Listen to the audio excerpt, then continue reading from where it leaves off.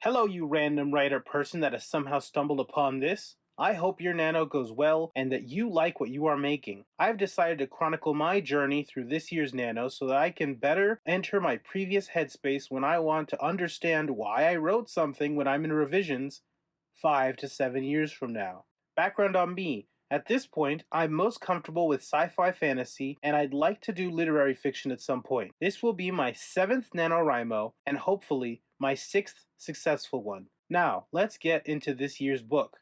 Through the years, I've learned that I'm more of a plotter than a pantser. My first successful book was pantsed, but all others have been fairly outlined before the first word. This year, I'm going back to pantsing with more years of experience to see how it goes. I don't think the end product will be good, but for me, writing and getting better are the reward. The seed that sat in my head is something I've always wanted to do: a battle royale. Being a fan of the movie and the anime subgenre, as well as the Hunger Games and the Belko experiment, I thought it was strange that I didn't try one for myself.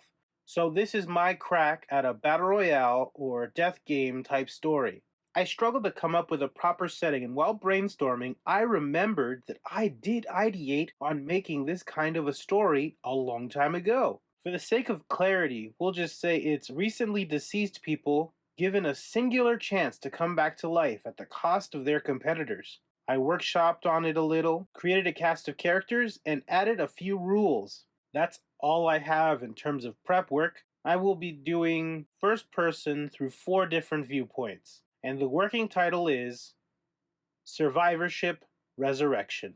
If you're an actual, non-me human being that writes and has made it this far, my random tip is to have fun. Don't let this become a chore or work. If you do, what's the point anyway? Writing is a labor of love, releasing our words, and then later, the edit is when heartbreak should occur. See you in a week.